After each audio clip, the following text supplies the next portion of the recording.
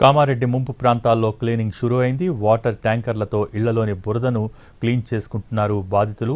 మొత్తం వస్తువులు, నిత్యావసర వస్తువులన్నీ కూడా తడిసి ముద్దైపోయాయి. దీనికి సంబంధించి పూర్తి సమాచారం మా ప్రతినిధి రవి లైవ్ ద్వారా అందిస్తారు. Ravi, over to you. Bhogi 3 రోజుల గ్యాప్ తర్వాత కామారెడ్డిని వరద ముప్పు అయితే వీడింది, కానీ వరద దాటి కొట్టుకొచ్చినటువంటి బురద పూర్తిగా ఇళ్లలో పేరుకుపోయింది. ప్రస్తుతం మనం జిఆర్ కాలనీలో ఉన్నాం.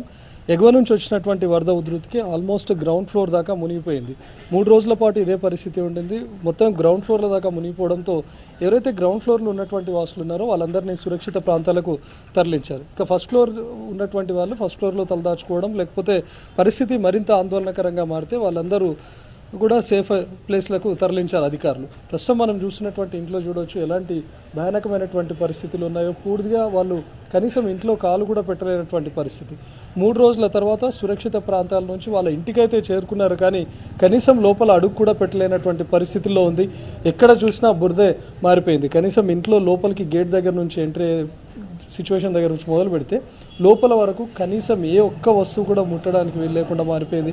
కనీసం కాలు పెట్టి లోపలికి కూడా వెళ్ళలేనటువంటి పరిస్థితుల్లో ఉన్నారు. వీటన్నిటినీ క్లీన్ చేసుకోవాలంటే కూడా పెద్ద ఎత్తున వాటర్ కావాలి. అధికారులు మాత్రం, మున్సిపల్ అధికారులు ఒక ట్యాంకర్ను తీసుకొచ్చి ఒక్కో ఇంటికి ఒక ట్యాంకర్ చొప్పున ఇస్తున్నారు. ఒక ట్యాంకర్తో వీళ్ళు ఏమాత్రం కడుక్కోలేరు. ఇప్పటివరకు సురక్షిత ప్రాంతాల్లో ఉన్న వాళ్ళకు అప్పటి వరకు పూర్తి స్థాయిలో వాటర్ అందేవి, తాగడానికి ఆహారం కూడా అందేది. కానీ ఇప్పుడు ఇంటికి చేరుకున్నామనే ఒకే ఒక్క సంతోషం తప్ప చేరుకున్న తర్వాత కనీసం వాళ్ళు నిలబడలేనటువంటి పరిస్థితిలో ఉన్నారు. కనీసం వాళ్ళు కూర్చోవాలన్నా ఈరోజు కాసేపు అయితే చీకటి పడుతుంది. విద్యుత్ పునరుద్ధరణకు మరొక 3 రోజుల పాటు టైం పడుతుందని చెప్తున్నారు. సో ఇప్పుడు కాసేపు అయితే చీకటి పడితే లోపల ఉన్నటువంటి వస్తువులను ఇప్పటికీ బయటికి తెచ్చుకోలేక, ఇప్పటికే బయట పెట్టినటువంటి వస్తువులను కడిగిన తర్వాత లోపల కూడా పెట్టుకోలేనటువంటి పరిస్థితులు తలెత్తాయి. జిఆర్ కాలనీలో కొన్ని చోట్ల ఏకంగా వరద ఉధృతి, కొన్ని ఇళ్లలోకి పాములు కూడా వచ్చాయి. వాళ్ళు వాటర్ను క్లీన్ చేసుకోవడానికి లోపలికి వెళ్ళినటువంటి టైంలో కొందరికి పాములు కూడా కనిపించడంతో వాళ్ళు లోపలికి వెళ్ళాలన్నా కూడా భయాందోళనకు గురవుతున్నారు. ప్రస్తుతం చూడవచ్చు ఒక ఇంట్లో ఎలాంటి పరిస్థితి ఉందో. ఇదే పూర్తిగా శిథిలావస్థకు చేరుకొని కొన్నేళ్ల పాటు వదిలేసి మళ్ళీ తిరిగి ఇంటికి వస్తే ఏ విధంగా ఉంటుందో అలాంటి పరిస్థితి కనిపిస్తుంది. సో ఇప్పటికే ఈ ఇంటి యజమాని తన వస్తువులన్నింటినీ కూడా బయట ఉంచాడు. వీటన్నిటిని క్లీన్ చేయాలా లేకపోతే వీటన్నిటిని పారవేసుకోవాలో కూడా తెలియక వీటన్నిటిని బయట పెట్టుకొని అచేతనంగా నిలబడినటువంటి పరిస్థితుల్లో ఉన్నాడు. ఇప్పటికే వాటర్ ట్యాంకర్స్ కూడా వచ్చాయి. కొన్ని ఇళ్లలో కనీసం వాళ్ళు ఈరోజు నైట్కి పడుకోవడానికి ఉన్నటువంటి ప్లేస్ అయినా క్లీన్ చేసుకుందామంటే అది వీలు లేకుండా మారిపోయింది.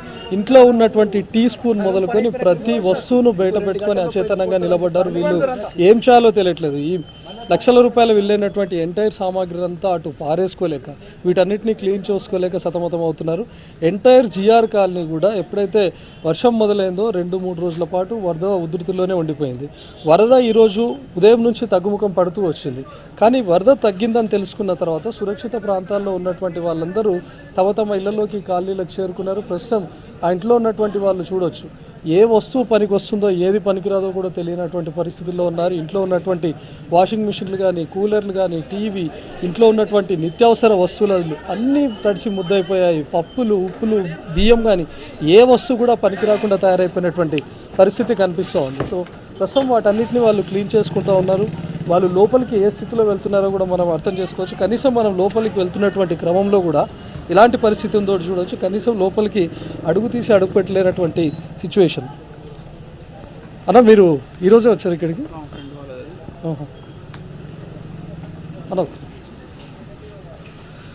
అన్న, మొత్తం మీ వరదనే ఉండిపోయింది కదా ఈ 2 days పాటు.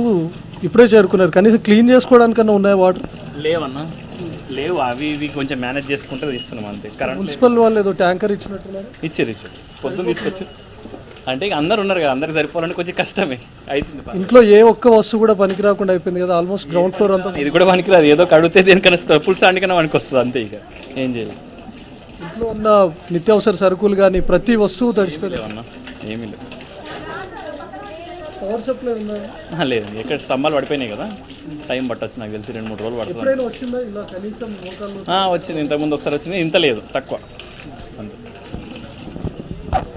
ఇంట్లో ఉన్నటువంటి వాళ్ళు కూడా వాటన్నిటిని క్లీన్ చేసుకుంటున్నారు. వీటన్నిటిని క్లీన్ చేసుకొని మళ్ళీ తిరిగి ఇంట్లో పెట్టుకోవాలన్నా కూడా చాలా ఇబ్బందికరంగా ఉంది. లోపల ఉన్నటువంటి ప్రతి వస్తువును ఇక్కడ వేసుకొని ఉంటున్నారు.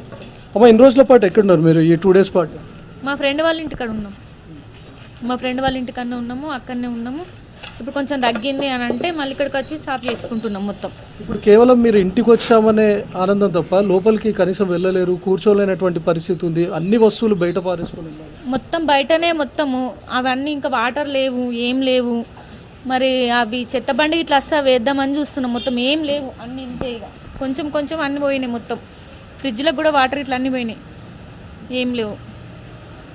ఇప్పటివరకు సురక్షిత ప్రాంతాల్లో ఉన్న మీకు ఫుడ్ లేకపోతే కనీసం తాగడానికి వాటర్ ఇచ్చారు, కానీ ఇప్పుడు ఇంటికి చేరుకున్నారు. అసలు మా ఇంటికి వీళ్ళని తీసుకెళ్ళినాము ఈరోజు క్లీన్ చేయడానికి, వాళ్ళ కోసమని మేము ఇక్కడికి రావడం జరిగింది.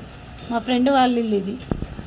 చూడొచ్చు, చాలా మంది ఎవరైతే ముంపు ప్రాంతాలకు గురయ్యారో వాళ్ళ ఫ్రెండ్స్ కూడా ఇక్కడికి వచ్చి వాళ్ళకి సహాయం అందిస్తూ ఉన్నారు. పూర్తిగా బురదలో కూరుకుపోయినటువంటి పరిస్థితి ఉంది.